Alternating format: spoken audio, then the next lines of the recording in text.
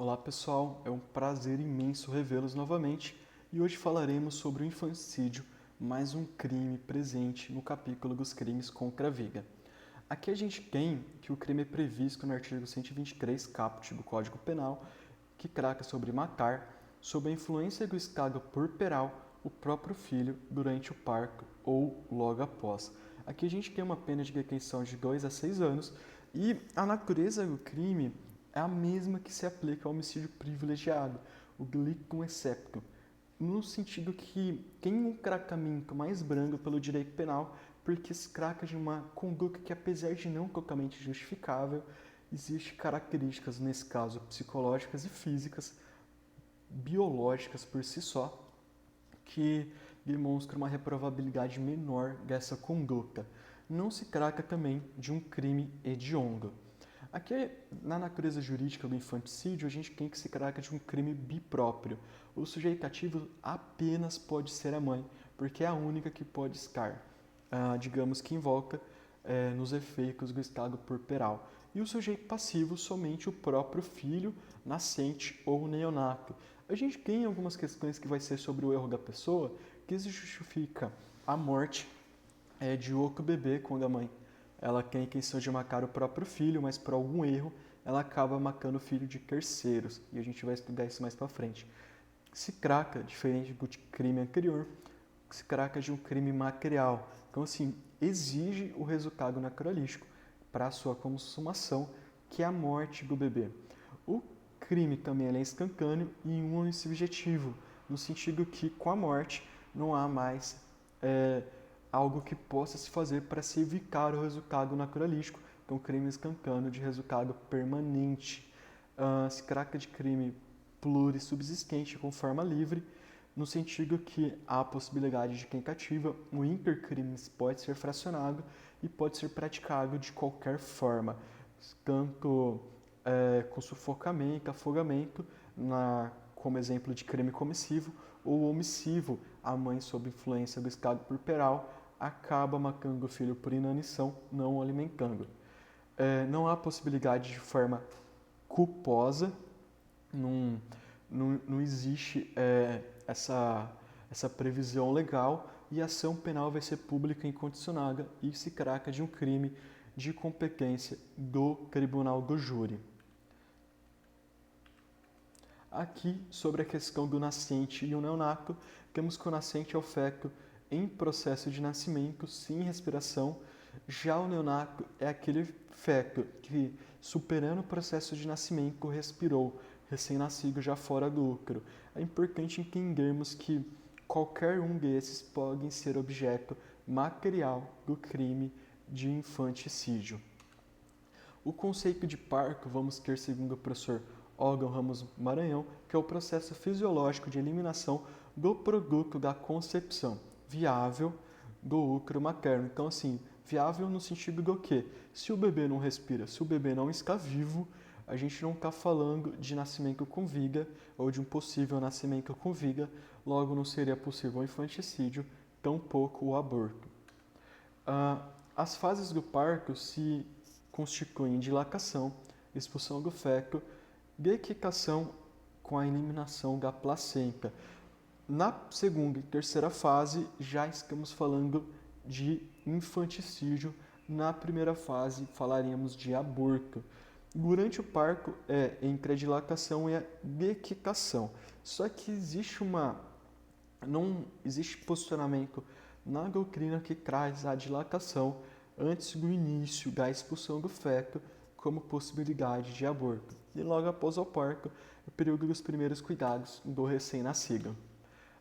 Puerpério versus estado puerperal. A gente vai ter aqui um critério adotado como fisioquímico de influência hormonal mais alteração psicológica. O puerpério tem a ver com aquela questão da quarentena, que pode durar até 45 dias, geralmente quando é tardio, e remoca após 45 dias. O estado puerperal, apesar de haver doutrinadores que conseguem trazer uma duração de 30, 15, uma semana logo após o parto, vamos ter que é uma duração indeterminada, e necessita de perícia para comprovação, e essa perícia que vai indicar se a mãe que cometeu aquele, em primeiro momento, homicídio, se ela cometeu realmente um homicídio ou um infanticídio, pois ela precisa estar no estado físico-psíquico com distorção da realidade.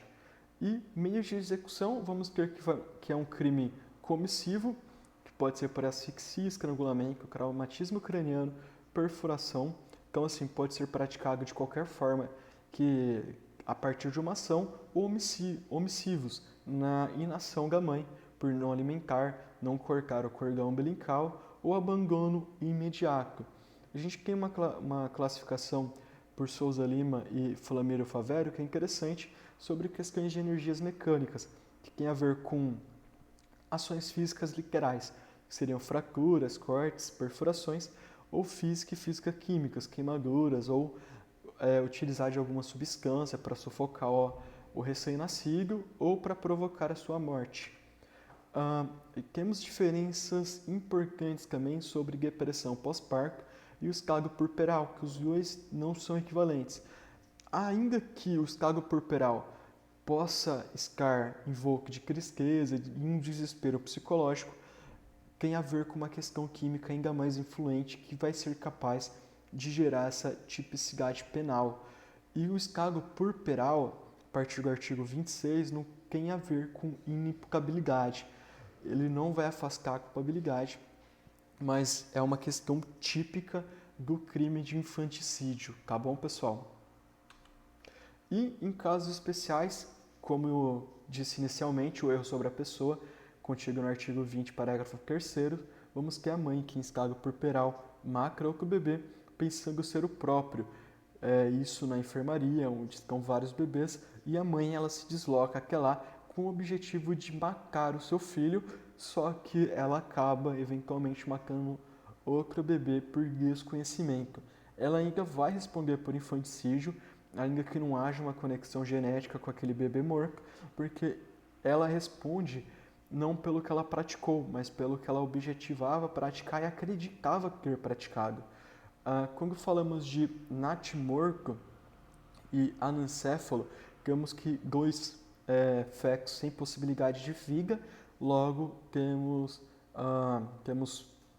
a interpretação da ocorrência de um crime impossível por falta do objeto jurídico, do bem jurídico que está tutelado ali naquele momento. O STF considera os anencéfalos como natimortos cerebrais, então são equivalentes para apreciação desse crime impossível.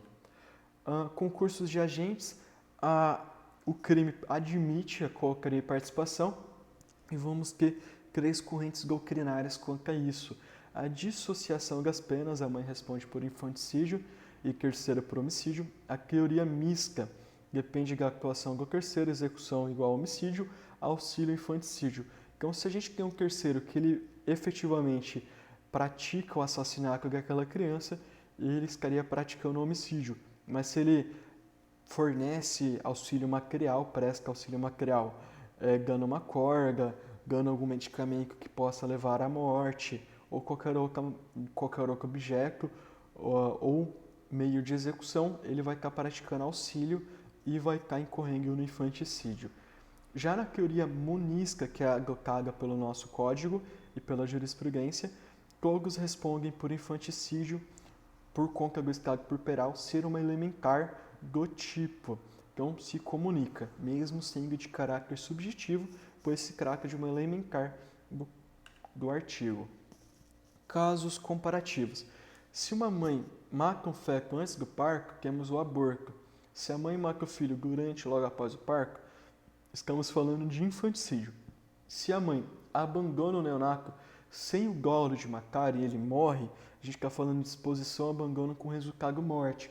E isso é diferente daquela mãe que abandona o filho com o objetivo que ele morra, que aí ela estaria praticando infanticídio. E a mãe que mata o filho culposamente sob estado puerperal, ela vai estar praticando homicídio culposo, segundo corrente majoritária, na interpretação que não há possibilidade de infanticídio culposo, e se fosse interpretado de forma diversa, ela não seria punida nessa situação. E a mãe que mata outro bebê por engano, também comete infanticídio por conta do erro sobre a pessoa.